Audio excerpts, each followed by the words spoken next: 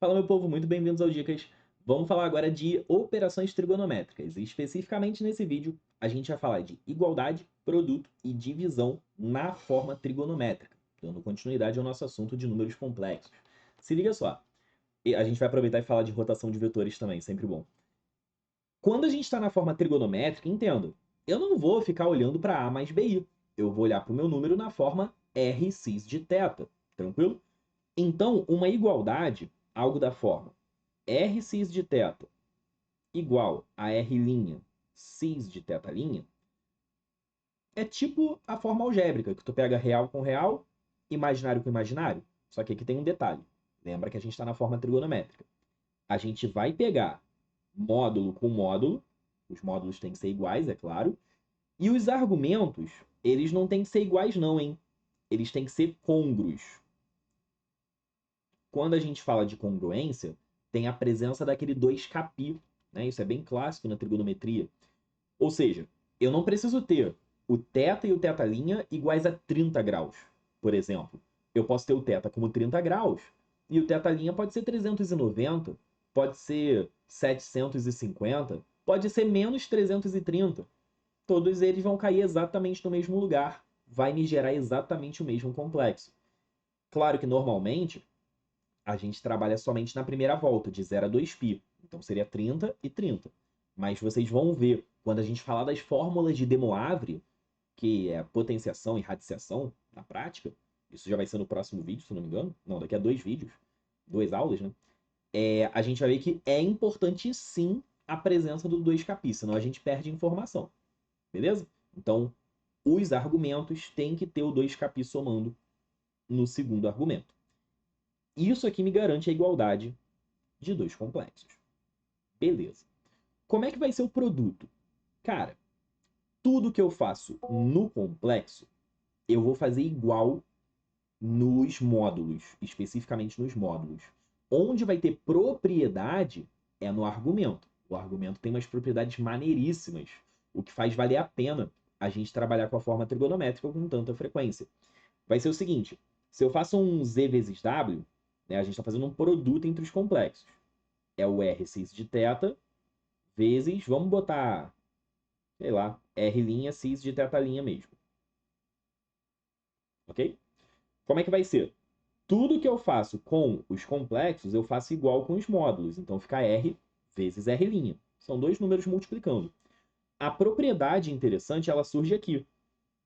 O produto dos cises é o cis da soma dos argumentos. Fica cis de θ mais θ'. Felipe, mas de onde você tirou essa ideia? Cara, tu tem duas formas de demonstrar. Abre quem é o cis, demonstra literalmente na forma trigonométrica. Então, cosseno mais i seno vezes cosseno de θ' mais i seno de θ', faz o produto. Tu vai ver que dá bonitinho. Cosseno da soma mais i vezes seno da soma. É uma ideia. Só que é um pouco desgastante. Tem uma outra ideia que fica muito fácil, que é o seguinte. O que a gente está usando aqui, se a gente pensar em forma exponencial, a gente tem E, né? O que seria o cis de θ vezes cis de θ'?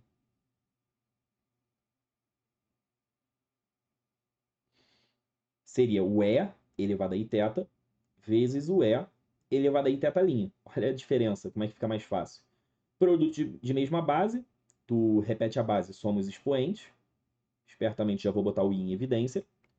Só que i vezes θ mais θ' nada mais é do que o cis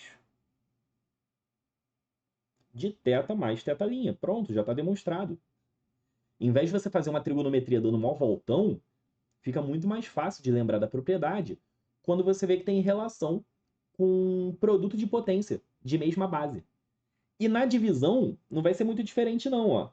Essa eu não vou escrever toda porque não tem necessidade, mas se eu tenho uma divisão r cis de θ sobre r cis, r' cis de θ'. Eu tenho uma divisão desse tipo. Tudo que eu faço com os complexos, eu faço igual com os módulos. Então vai ficar r sobre r'. Essa parte não tem discussão. Mas o que vai ser o cis de θ sobre o cis de θ'? O efeito é como se fosse uma divisão de potências de mesma base, tu repete a base e subtrai os expoentes. Fica legal até de lembrar da propriedade, tranquilo? Mas aqui o fato importante é você saber e lembrar, né? Que produto de cis é o cis da soma e divisão de cis é o cis da diferença. Pronto, se tu sabe isso, tu já tá bem, legal? Mas vamos aproveitar e falar de uma aplicação bem maneira. Aplicação essa que mesmo, por exemplo, numa prova como a da SpaceX, você consegue pegar questões de geometria plana, até mesmo de geometria analítica, e usar a rotação de vetores em teu favor. Tipo, tu sabe que tem um triângulo equilátero. Pô, tu tem ali a base, tu usa a rotação de vetores para chegar no vértice, no outro ponto, no terceiro ponto. É uma ideia, tá? Dá para usar, já vi ser usado em triângulo equilátero, em quadrado, ok? Vai ser o seguinte, se eu tenho um vetor V, eu vou dizer que esse vetor V é representado pelas coordenadas A e B, ok? O fato interessante é que você consegue escrever esse vetor na forma de um complexo. Eu vou chamar esse complexo de ZV, tranquilo? ZV. O ZV seria o x, né, que é o A, mais y vezes i, seria b vezes i nesse caso. Então, se eu tenho o complexo 2 e menos 3, ou melhor, o vetor 2 e menos 3, é a mesma coisa que o complexo 2 menos 3i. Como assim, Felipe, é a mesma coisa? Um é vetor, o outro é complexo. É número, né?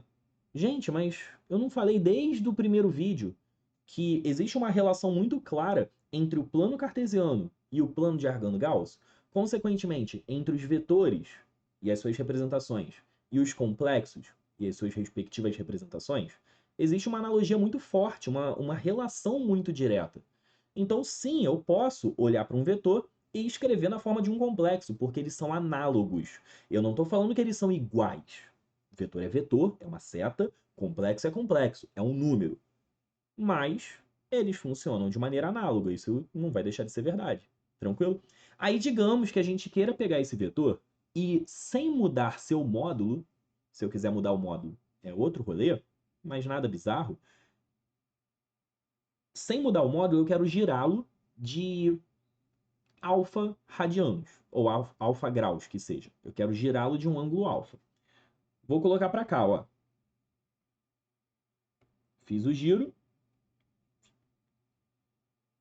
Sempre no sentido trigonométrico, tá? Então, eu tô falando que foi um giro de alfa. Maneiro? Quando eu giro alfa, eu vou chegar num vetor U. Eu quero encontrar quem é esse vetor U. Esse é o pensamento. Eu quero encontrar quem é o vetor U. Mas olha só, dentro das coisas que a gente viu nesse quadro, quando a gente faz um produto de cis de θ pelo cis de θ', o cis não fica θ mais θ'? Então, o que eu quero que você perceba é o seguinte. Olha a relação aqui, como é que ela fica legal. Eu tracei o eixo horizontal, que seria o eixo dos reais. Este ângulo eu vou chamar de θ, que seria o argumento do V, né? O ZV, eu estou olhando ali diretamente como A mais BI, mas ele teria a sua forma trigonométrica, seria um R qualquer vezes cis de θ. Maneiro? Se a gente pensar na forma trigonométrica do U, eu vou ter que o ZU seria o mesmo R, porque eu não mudei o módulo, lembra disso, e o argumento seria θ mais alfa. E a fórmula já está pronta, porque cis de θ mais alfa é o cis de θ vezes o cis de alfa. Só que R cis de θ, olha que interessante, é o ZV. Então, moral da história, a gente quer achar o ZU. Né? A gente quer achar o ZU porque o ZU vai me dar as coordenadas do vetor U. É que o ZU é você pegar o ZV, independente da forma como ele estiver escrito, vezes o cis do ângulo que eu quero girar no sentido trigonométrico. Se eu quisesse girar, por exemplo, 30 graus no sentido horário, que é o antitrigonométrico, basta a gente usar cis de, eu falei 30 graus, basta usar cis de menos 30. Menos 30 significa 30 no sentido horário. Não tem problema. O que acontece é que, por padrão, o ZV ele será conhecido na forma algébrica. Não tem problema. Tu vai fazer ZU igual A mais BI, que é o que a gente chamou de ZV, vezes o cis lá do alfa. Eu vou escrever isso na linha de baixo, vai ficar um pouquinho melhor. Então, nesse momento, o ZU seria A mais BI, cis de alfa. E aí você sabe quem é o cis de alfa, pô. O cis de alfa é cosseno de alfa vezes, somado com I seno de alfa. É só fazer a conta. Vamos ver acontecer na prática? Para sair um pouco da teoria, eu quero rodar, girar o vetor 2 menos 3 no sentido trigonométrico 90 graus. Não vou nem fazer o desenho, não precisa, tá? Mas depois eu faço o desenho só para exemplificar o que aconteceu. Primeiro eu vou escrever o ZV, que vai ser o complexo 2 menos 3i. Aqui já acabou, porque o ZU, o U, lembrando que é o resultado do giro, ele vai ser o ZV, já estou jogando na fórmula aqui, vai ser o ZV, vezes o cis do ângulo que eu quero, que é 90. Só que quem é o cis de 90? Cis de 90 é o cosseno de 90, que é 0, mais i vezes o seno de 90, que é 1. Na prática é só multiplicar por i, né? Então o ZU, quer dizer, é 2i, menos 3i ao quadrado vai dar mais 3. Uai, gente. Só que esse cara não é o vetor 3 e 2? Então o vetor U seria o vetor 3 e 2. E eu te juro de dedinho que ele tem o mesmo módulo do vetor V. É fácil descobrir isso, é só calcular. E ele é o resultado de um giro, né, de uma rotação de 90 graus do vetor V. Então seria tipo isso aqui, ó. Eu tenho o vetor V, girei 90 graus, sem mudar o módulo, eu tenho o vetor U. Necessariamente isso aqui é verdade. Tá? Em tudo quanto é concurso, já apareceu alguma questãozinha ali que rola tu usar essa ideia, esse pensamento. Aqui foi 90 graus no sentido trigonométrico. Efeito prático. Aí é uma dica mesmo, tá? Eu não vou nem escrever essa dica. Anota quem foi esperto. Para gerar 90 graus, no sentido trigonométrico especificamente, você troca o sinal do B, tá? Seria isso aqui, ó. Eu falei que eu não escrevi, mas já estou escrevendo. Vou aproveitar que já tenho dicas do Lipe escrito. Vou fazer um puxadinho aqui, ó. Para girar 90 graus,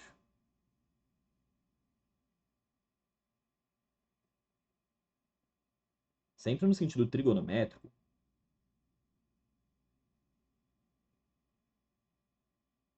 a gente poderia fazer isso de maneira genérica e perceber que vira uma fórmula. Nossa, foi difícil de escrever aqui o final. A gente vai ter AB, o vetor AB, ele vira o vetor menos B e A. Isso aqui é uma dica. Show de bola? Felipe, vale a pena decorar essa dica? Bom, se não valesse eu não teria falado, mas eu não vou dar essa resposta para você não, apesar de eu já ter dado. Cara, vale, só que você tem que entender que isso é um bisuzinho, é super pontual. Primeiro porque ele pode girar qualquer outro ângulo que ele queira, pode ser 45, pode ser 30, pode ser 60, mas se tem uma coisa com quadrado tem ângulo de 90, retângulo tem ângulo de 90, só que teria uma mudança de módulo.